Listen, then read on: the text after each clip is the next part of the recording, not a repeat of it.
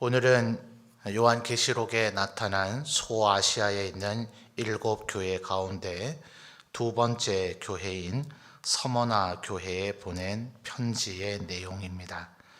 9절 말씀을 먼저 보시면 실상이라고 하는 단어가 두 번 반복되죠. 그래서 우리의 삶에 벌어지는 일들의 이면이라 그러죠. 뒷면, 표면과 이면 이렇게 얘기를 하죠. 그러니까 표면은 겉으로 드러나 있는 것이기 때문에 우리의 눈에 잘 보여집니다. 잘 느껴지고 잘 보여지기 때문에 그것으로 뭔가를 느끼게 되죠. 제가 의료 전문가는 아닙니다만 우리의 내장들은 우리가 피부에서 느끼는 고통의 한 10배 이상 돼야 통증을 느낀다. 그런 얘기를 의학 저널에서 이렇게 주워 들었던 것 같아요. 예를 들어 배가 아프다. 이러면 그거는 이제 우리 손가락 같은데 베이거나 또 피부가 흔히 까진다 그러죠. 이렇게 찰과상을 입어서 피가 나거나 하는 그런 거에 10배 이상의 고통이 될 때 우리가 그 통증을 느낀다 하는 거죠. 이제 그런 것처럼 표면적으로 드러난, 겉으로 드러난 것은 우리가 쉽게 보고 느끼게 되지만 이면, 감추어져 있는 것은 잘 모르기 마련이죠. 근데 뭐가 진짜이냐? 지금 요한 사도를 통해서 하나님께서 주시는 말씀은 보이지 아니하는 그것이 실상이다. 지금 이렇게 이야기를 하고 있는 겁니다. 그래서 구절을 보면 실상이란 단어가 두 개가 나오는데, 첫째는 우리가 구절 상반절에 환난을 당할 수가 있죠. 그리고 궁핍에 처할 수가 있어요. 이러면 이제 우리 힘들죠. 환난을 당하면 그거 좋아할 사람이 누가 있겠어요? 그리고 궁핍을 우리에게 있게 되면 참 삶이 고단하고 힘들고 불편하죠. 그러나 실상은 네가 부요한 자다 하는 이 사실을 우리가 알아야 되겠죠. 물론 9절 상반절에 얘기하는 이 환난이나 궁핍이 무조건 글자 그대로만 이해될 소지는 아닙니다.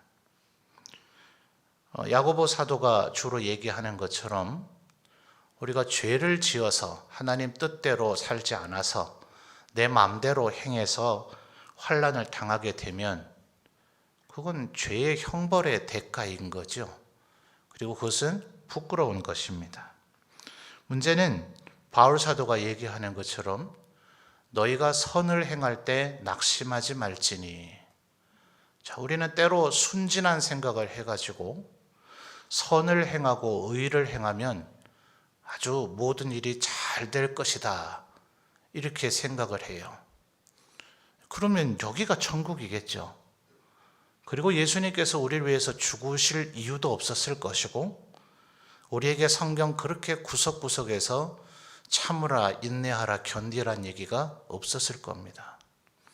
애초부터 우리 성도들이 지혜롭게 기억하셔야 되는 것은 내가 하나님 앞에 의롭고 바르게 살고자 하면 할수록 환난이 나에게 일어날 가능성이 많다 하는 걸 기억하셔야 돼요.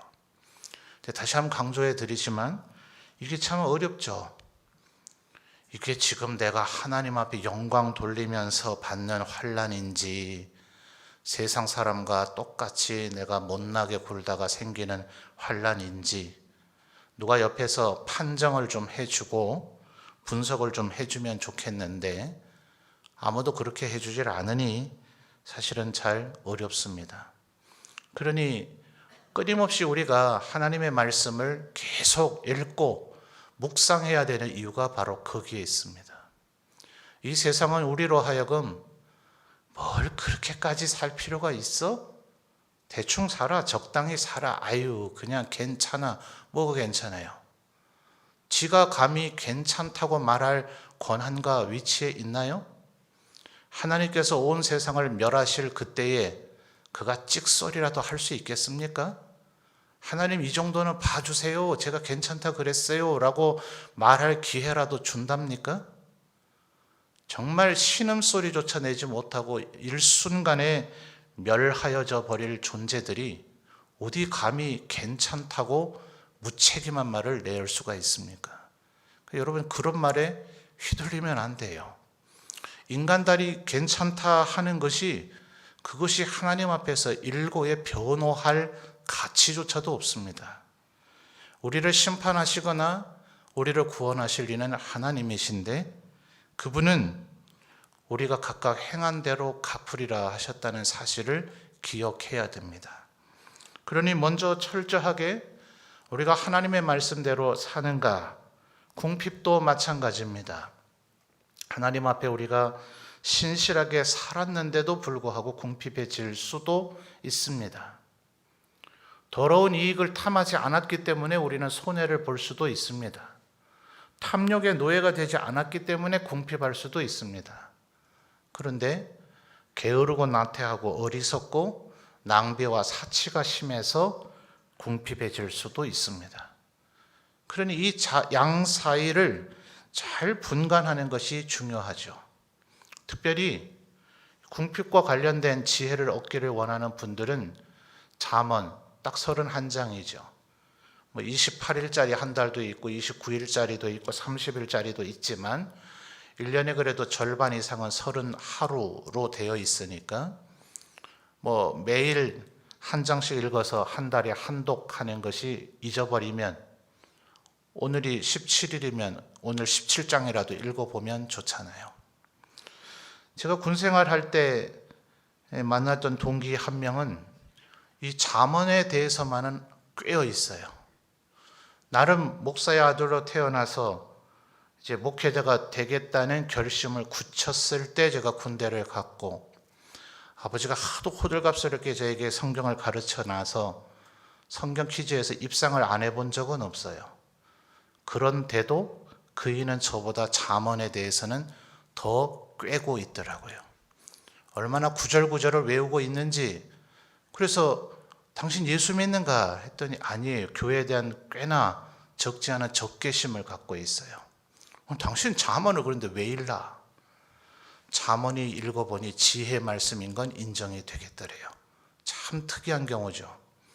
그가 잠언을 읽은 게 얼마나 그 횟수가 많은지 참 너무나 안타깝더라고요. 정말 예수를 믿으라고 권하고 싶은 마음이 굴뚝같이 생기는 것은 그의 겉으로 드러난 외형적 모습, 그것 또한 9절에서 얘기하는 표면이라 실상이 아니죠. 너무나 안타까운 경우예요. 그의 실상은 예수 믿는 사람은 아니나 그가 잠언서를 너무나 많이 반복해서 읽었기 때문에 그 잠언서가 얘기하고 있는 인간의 삶의 자세가 어떠해야 되는지를 알고 그것을 자신의 것으로 소화했고 그렇게 살아가고 있어요. 정말 얼마나 지혜로운지 몰라요.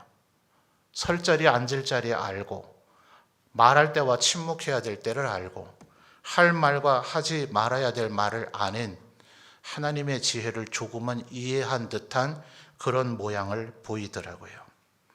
그러니 여러분, 그런 잠언을 열심히 읽고 그 말씀에 순종하면 그러면 우리 궁핍하지 않을 가능성이 있어요. 그렇다면 오늘 이 저녁에 이 말씀을 또 오해해서 내가 비교적 다른 사람보다는 조금 풍요롭지 못한 것 같으니 내가 헛산 것인가 잘못 산 것인가 몰라요. 그 또한 표면입니다. 실상. 그래서 지금 9절에 그 얘기를 하잖아요. 내가 너의 환난과 궁핍을 알거니와 실상은 네가 부유한 자다. 하나님 앞에 서게 된 그날 우리가 어리석어서 궁핍했었는지 하나님 말씀대로 사느라 손해를 받았던 것인지 내가 정말 하나님 말씀대로 살아감으로 환난을 당했던 것인지 아니면 세상 사람보다 더 못나게 굴고 죄악된 삶을 살아서 환난을 당했던 것인지 드러날 것입니다. 지금은 부지런히 말씀을 읽고 그 말씀대로 살아가려고 몸부림쳐야 되는 것이 일단 선행돼야 됩니다. 만약 그렇게 살지 않았다면, 여러분이 여전히 그것이 후회스럽고 회한이 된다면 오늘 이 저녁의 설교는 조금 여러분과는 동떨어진 설교일 수 있을 거예요. 내가 나름대로 다른 사람과 비교하면 여전히 부족하기는 하지만 내 나름대로는 하나님 말씀대로 살아보려고 내가 무던히도 힘쓰고 애썼노라 하는 사람이 현재 환난과 궁핍을 당했거들랑 오늘 이 말씀을 마음에 꼭 붙잡아야 될 이유가 있죠. 주님께서 지금 얘기하시는 선언의 말씀입니다. 실상은 네가 부요한 자니라. 겨우 이 말씀 한 문장이 그렇게 우리에게 큰 위로가 된단 말입니까? 그래서 8절에서 요한 사도에게 주님께서는 본인을 이렇게 소개하십니다. 7교회에 보내는 편지의 모든 단락들이 첫 절은 예수님께서 본인이 어떤 분인가를 묘사하고 설명하는 내용인데 8절의 서머나 교회에 대해서 예수님은 본인을 설명하시기를 처음이며 마지막이다. 이 온 우주 만물을 시작하게 했던 능력의 근원이며 이 세상 온 우주 만물을 멸하고 닫고 또 혹은 새 창조, 새 하늘과 새 땅을 열 권능의 소유자가 바로 나다. 그러니 누구라도 죽일 수도 있고 살릴 수도 있고 누구라도 환난과 궁핍에 처박아 둘 수도 있고 그들에게 실상 부요함을 줄 수도 있는 이가 나다라고 지금 주님께서 이야기하고 계시는 겁니다. 이 말씀을 깨달았을 때 사무엘의 어머니 한나가 기도한 끝에 사무엘을 낳게 되자 이와 같은 고백으로 하나님을 찬양하죠. 하나님은 높이시기도 하시고 낮추시기도 하시며 부요하게도 하시며 궁핍하게도 하시는 이시다. 그러니 이 한나의 그 기도를 기억했는지 가브리엘 천사가 와서 이제 당신이 아들을 낳게 될 것이다 했을 때 예수님의 육신의 어머니 마리아도 같은 표현으로 하나님 앞에 영광을 돌리죠. 그것은 진실이니까요. 하나님은 우리 모두를 높이실 수도 있고 낮추실 수도 있는 권능의 근원 되시는 능력의 근원이 되시는 하나님이신 줄 믿습니다. 그러니 오늘 우리가 비록 환난과 궁핍에 처해 있는 것 같다 할지라도 우리가 살아온 생애가 수십 년 너무나 오래돼서 내 일생 전체가 나는 환난과 궁핍에 처해 있다 할지라도 우리는 이 말씀을 붙잡을 수 있는 것은 8절 하반절에 두 번째 주님이 스스로를 무엇이라 설명하십니까? 죽었다가 살아난 이다. 너희들의 인생은 이것으로 끝이 아니라 이것은 잠시 한순간으로밖에 표현되지 않을 것이다. 너희들이 영원이라는 것을 직접 맛보게 되는 그날 말이다. 주님은 지금 이 의미로 이 단어를 사용하시는 겁니다. 그래서 이 말씀을 붙잡고 끝까지 주님 앞에 그래서 10절 하반절에 뭐라고 얘기합니까? 네가 죽도록 충성하라. 이미 지금 환난과 궁핍에 처해 있잖아요. 그런데 10절 상반절에 장차 받을 고난이래요. 지금 받은 고난도 적지 않거들 주님은 거짓말로라도 조금 위로의 말을 던져주시면 좋겠는데 오히려 차디찰 정도로 냉정한 현실을 우리에게 직시하도록 하십니다. 네가 받은 고난으로 끝이 아닐 것이고 장차 고난을 또 받게 될 것이다. 더 나아가서 너는 죽도록 충성해라. 좀 더 리얼하게 말하면 죽으라는 얘기입니다. 왜냐하면 하나님께서는 8절 하반절에 죽었다가 살아나신 이이시기 때문에 그래서 그에게 10절 하반절에 무슨 관을 주십니까? 하나님께서 우리에게 주실 면류관을 성경은 꽤나 여러 개로 표현하고 있는데 여기에서는 생명의 관을 주신다고 하십니다. 그러니 두려울 게 없죠. 환난이든 궁핍이든 지금 당하는 고난이든 장차 받을 고난이든 결국 죽어버릴 것이든 어차피 한번 태어난 이들에게 죽는 것은 정해진 것이요 이후에는 심판이 있으리니 누구라도 죽지 않을 재주가 있는 이가 있습니까? 이 자리에 있는 우리들 누구라도 언젠가는 어떠한 형태로든 죽음을 맞이해야 될 것인데 그 죽음의 가치가 어떻게 될 것인가? 각각 다르죠.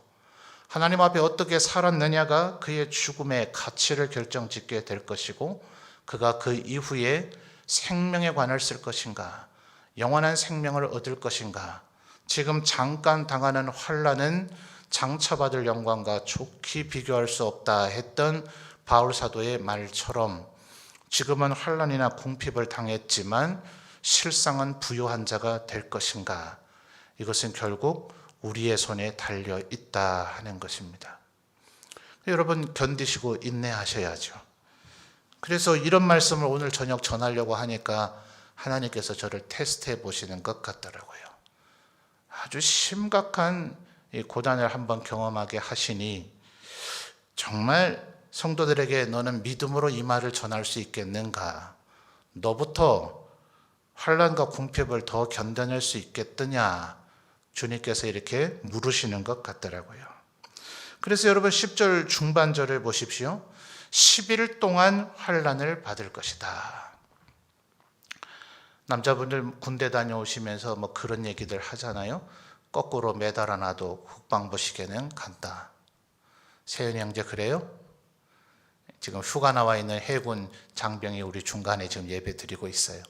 현역 장병들이 지금 그렇게 느끼고 있나 모르겠네요. 10일 동안의 환난이라 할지라도 그걸 당장 겪고 있는 당사자는 참 쉽지 않죠. 주님은 지금 큰 틀에서 우리에게 견디라고 하십니다. 주님께서 하늘 영광 보좌에만 계시면서 이 말씀을 하셨다면 주님은 참 야속하시다, 우리가 그렇게 말할 수도 있을 거예요. 8절 하반절에 두 번째로 주님이 스스로를 뭐라 소개하셨다고요? 죽었다가 살아난 이가 이르시되, 나는 죽었다가 살아난 이다. 이것이 주님께서 우리 하나님의 백성, 주님을 따르고자 하는 이들에게 죽도록 충성할 것을 요구하시는 당연한 권리입니다.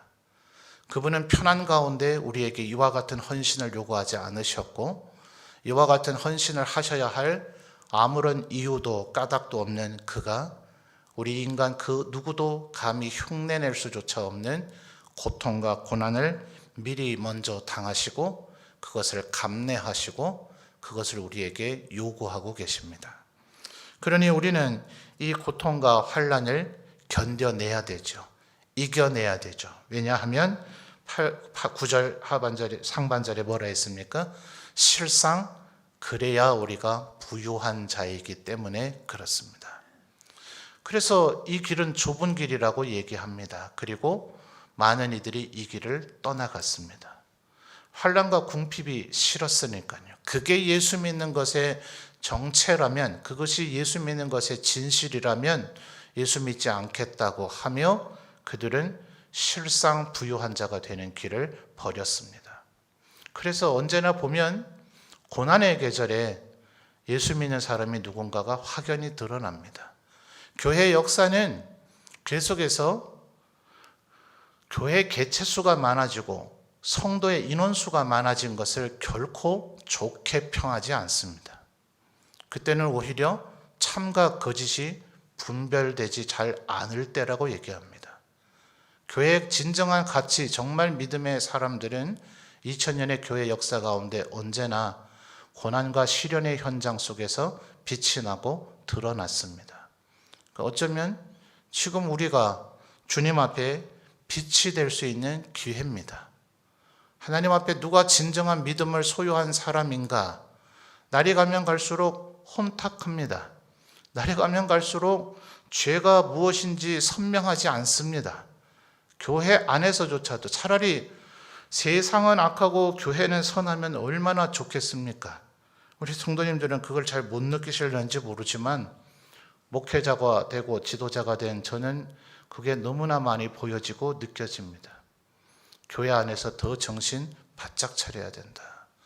여러분, 하나님의 말씀을 잘 붙들고 사시는 우리 성도들이 되시기를 바랍니다. 9절의 두 번째 실상을 보십시오. 자칭 유대인이라 하는 자들의 비방. 자, 왜 이런 표현이 날까요? 지금 이 편지는 서머나 교회, 소아시아입니다. 오늘날로 하면 터키입니다. 정확히 이방이죠. 그러니까 지금 에베소, 서머나 자, 1장 11절에 보면 일곱 교회 이름이 나오죠. 자, 1장 11절을 여러분이 한번 읽어 보실까요? 시작.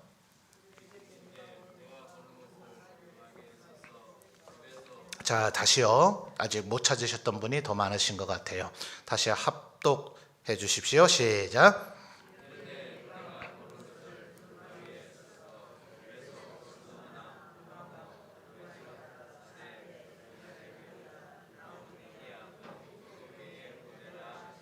아멘. 자, 이 일곱 교회는 아시아라 불려지는 로마의 여러 주도들이 있죠. 여러 지방들이 있는데 성경에 보니 갈라디아도 있고요, 마게도냐 있고요, 아가야 있고 이런 지역들 있잖아요. 그런 가운데 아시아. 그러나 오늘날에 우리가 살고 있는 이 대륙의 아시아와 구별하기 위해서 신학자들은 흔히 소아시아라고 이렇게 부릅니다. 그러니까 로마의 한 지역에 불과한 곳에 이 일곱 교회가 다 모여 있는데 오늘날의 영토로 국가로 하면 터키 지역이에요. 그러니까 이스라엘이 아니죠. 물론 이들 가운데 분명히 이스라엘인들, 유대인들이 있기는 있었을 것인데 이 일곱 교회의 주 구성원들은 이방인이죠. 자, 누가 더 성경을 잘 안다고 생각할까요? 유대인들이겠죠. 누가 더 하나님에 대해서 잘 알고 있다고 생각할까요? 유대인들이겠죠. 그래서 지금 9절에 그 얘기입니다. 자칭 유대인이라 하는 자들의 비방도 알거니와. 서머나 교회 성도들에게 너희들이 언제부터 하나님 믿는다고, 너희들이 언제부터 하나님 안다고, 똑바로 믿어야지, 그렇게 하는 거 아니야, 이렇게 얘기하고 있는 이들의 비방이 있는데 9절 하반절을 보면 실상은 유대인이 아니요 뭐라고요? 사탄의 회당이라고요. 유대인이란 얘기일까요? 유대인이 아니란 얘기일까요? 유대인입니다. 혈통적으로는 유대인인데 그들의 하는 짓은 사탄의 회당과 다를 바가 없다는 거예요. 그러니 여러분 이걸 기억하셔야 돼요. 목사님이니까. 아니요. 목사가 목사답게 굴어야, 목사 역할을 해야 그게 목사인 겁니다. 예수 믿은 지 오래됐으니까, 큰 교회니까, 전통이 오래된 교회니까 천만의 말씀요. 촛대가 옮겨져 있고 죽어져 있고 썩어져 있고 법궤가 빼앗겨져 버린 교회가 이 세상에 얼마나 많은지 모릅니다. 그러니까 지금 9절 하반절에 뭐래요? 실상은 껍데기로 볼 때, 표면적으로 볼 때, 겉으로 볼 때는 유대인으로 보이겠으나 실상은 유대인이 아니요. 심지어 뭐라고요? 사탄의 회당이라고요. 회당이 뭐예요? 바로 이때에 아직 오늘 우리의 지금 예배드리는 이 공동체를 교회라 부르기 전에 예수께서 승천하시고 나서 사도와 교부들이 활동하던 그 시절에 유대인들이 주류를 이루었던 회당이 점점 교회로 변화되어져가는 현재는 과도기죠. 그러니까 지금 이 회당은 바로 유대인들의 모임처인 그 회당을 얘기하는 겁니다. 말하자면 교회와 다를 바가 없는 겁니다. 그런데 그걸 지금 하나님의 말씀이 뭐라고 얘기하고 있습니까? 교회가 교회의 기능을 하지 않으면, 교회 역할을 하지 않으면 그것은 사탄의 회당이다 라고 얘기하고 있다는 거예요. 근데 이게 얼마나 지금 심각한 얘기입니까? 우리가 환난과 궁핍을 당할지라도 부유한 자인 것처럼 우리들이 비방을 당할지라도, 그러니까 하나님의 말씀을 언제나 얼마나 정확히 알아야 되겠어요. 차라리 불신자들이 우리를 조롱하고 핍박하면 저 사람 하나님 모르니까 그렇지 선명할 수 있겠죠. 그런데 교회 안에서 이런 생각의 다름이 있다는 이유는 뭘까요? 이도 맞고 저도 맞을 리는 없잖아요. 분명히 뭔가 정확한 지금 생각의 다름의 차이가 있는데 이도 맞고 저도 맞고, 물론 산으로 놀러 갈까요? 바다로 놀러 갈까요? 이것 가지고 싸우는 교회를 제가 많이 봤어요. 김밥을 먹을까요? 우동 먹을까요? 이런 거 가지고 싸우는 교인들 참 많이 봤어요. 둘 다 하나님 앞에 많이 혼나겠죠. 그러나 분명히 진리의 다툼이 있습니다. 하나님 앞에 우리가 순종해야 될 것과 순종하지 말아야 될 것들이 있는데 정작 이리 해도 되고 저리 해도 되는 것은 목숨을 걸고들 싸우면서 하나님 앞에 절대로 그리하지 말아야 될 것은 굉장히 관대하고 너그러워졌어요. 왜요? 나도 그것을 못하니까요. 그래서 이제 괜찮다, 해도 된다, 너도 나도 하자. 옳은 자가 분명히 있고 죄 지은 자는 회개하지 않고 끝까지 자기가 잘했다고 우기고 있는데, 그 우기는 자가 목소리가 더 크니 우리가 평화롭고 고요하고 조용해야 될 테니까 그냥 네가 틀렸다고 해라. 이게 지금 뭐 하는 짓이에요? 여러분, 이런 비방에 흔들리지 말아야 되는 거예요. 우리 예수 믿을 때 이 세상에서는 끊임없이 우리에게 그냥 죄 짓고도 살아라, 세상 사람들처럼 그냥 해라, 그래야 더 잘 먹고 잘 산다, 세상 사람들 다 그래 하지 않느냐? 아니요, 제발요. 주님이 오시는 그날 보자고요. 과연 누가 하나님 앞에 칭찬을 받고 누가 불못에 들어가서 빠져나오지 못할 것인지. 그래서 11절에 뭐라고 얘기합니까? 끝까지 견디고 이겨야 된다. 이기는 자는 어디에 해를 받지 않는다고요? 자, 11절 보십니까? 11절 여러분 읽어보세요. 시작.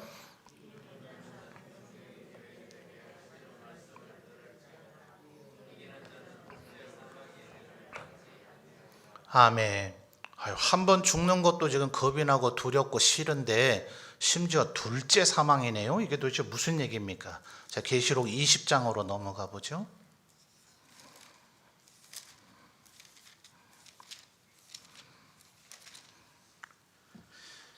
계시록 20장 6절 말씀을 먼저 보겠습니다. 계시록 20장 6절. 계시록 20장 6절입니다. 찾으신 분 아멘요? 예, 다 같이 읽겠습니다. 시작.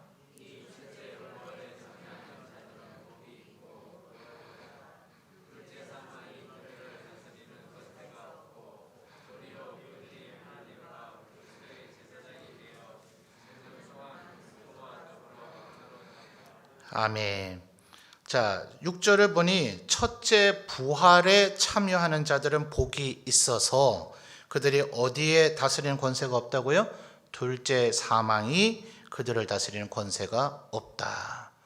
그러니까 우리가 둘째 사망의 영향을 안 받으려면 6절에 뭘 참여해야 된다 합니까?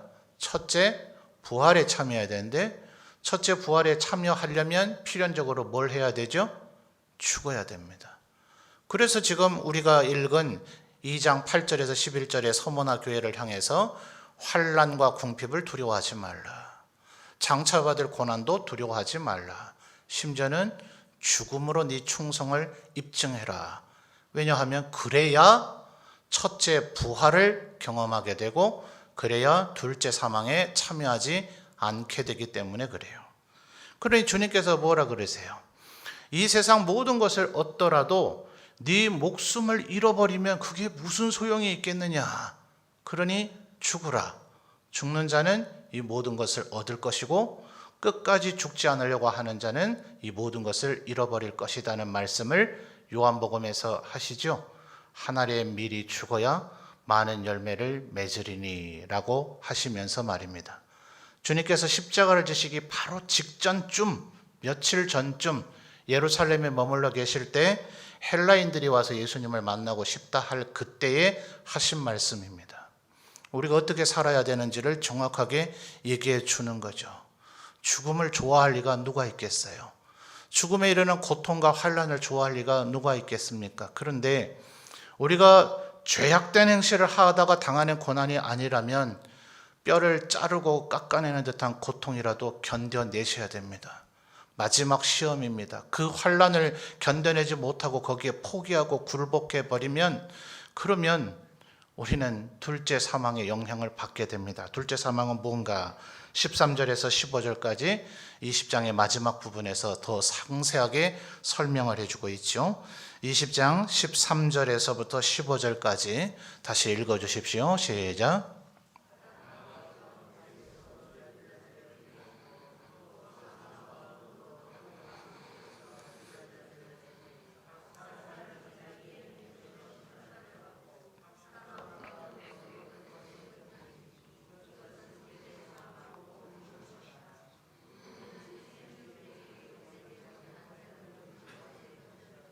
아멘.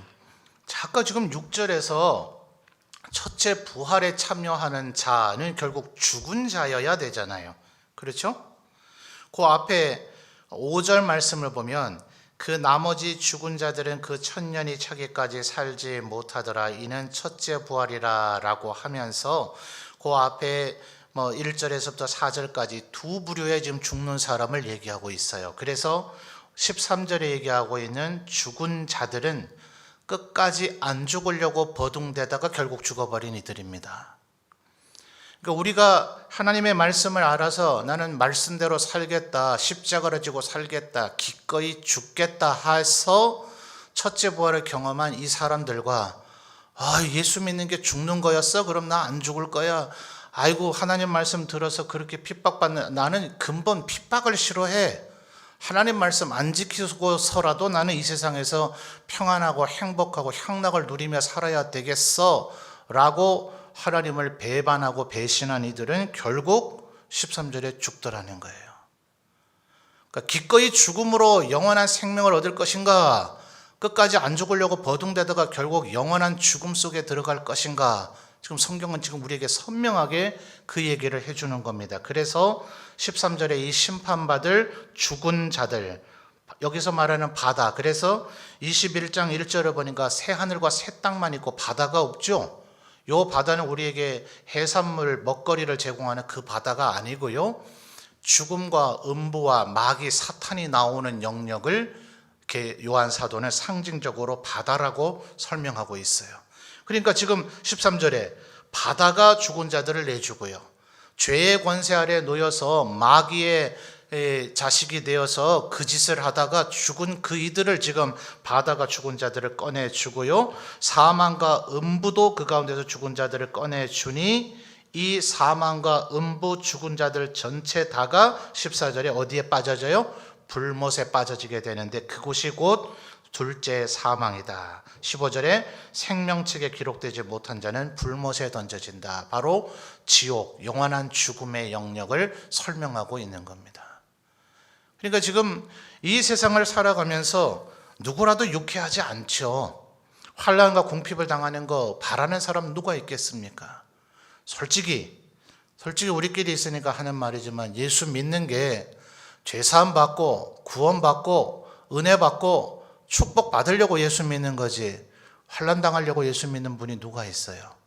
그런데 진정한 은혜와 축복은 그 나라 가서 받는 겁니다. 지금은 여전히 구원이 완성돼서 지금 우리가 발을 디디고 서 있는 바로 이곳, 점천제일교 예배당 이곳이 천국이 아니고 이곳은 여전히 지금 우리의 구원을 이루어가는 기간이고 시험 기간이며 테스트의 기간입니다. 내일 우리 자녀들 고3 애들이 시험 치잖아요. 시험을 쳐야 성적이 우수한지 상을 받을 거 아니에요. 시험을 쳐야 대학을 입학할 자격을 얻을 거 아니에요. 그러니까 이때까지는 쳐야 돼요. 시험을 쳐야 됩니다. 시험 치는 게 너무나 두렵고 긴장되고 싫어서 간혹 보면 그런 학생들이 있죠. 아예 내일 시험장에 안 나타나요. 전교 1등할 실력을 갖고 있었어도 시험을 치르지 않으면 그 학생에게 얻을 것은 아무것도 없습니다. 힘들고 어렵고 괴로워도 시험은 쳐야 됩니다. 우리가 이 인생 살아가다가 환난과 궁핍 분명히 있을 겁니다. 그러니 그때 신앙의 동료들이 필요합니다. 혼자 이 길을 걸어간다는 것은 너무나 힘들고 어려운 길입니다. 그래서 앞뒤 좌우에 있는 여러분의 구역들, 여러분의 전도회가 그래서 있는 겁니다. 계속해서 살피십시오. 누가 흔들리고 있지는 않은지, 누가 주저앉아 있고 쓰러져 있지는 않은지, 이 죽음과 환난을 견뎌낸다는 것이 너무나 힘들고 어려워서 포기하려고 하지는 않는지, 그를 찾아가서 위로해야 될 이유가 바로 거기에 있는 겁니다. 그럴 때 언젠가 우리 성도들도 힘들고 어려울 때 또 그 어떤 이가 여러분을 위로해 줄 것입니다. 주님의 이 말씀을 꼭 기억하십시오. 네가 죽도록 충성하라. 그리하면 내가 생명의 관을 네게 주리라. 모쪼록 우리 점천제일교회 모든 성도들이 죽음을 두려워하지 않는 믿음을 가지고 죽도록 충성함으로 말미암아 하나님 앞에 생명의 관을 받아 둘째 사망의 해를 받지 아니하고 영원한 천국에서 그리스도와 함께 왕노릇하시는 모든 성도들이 되시기를 바랍니다.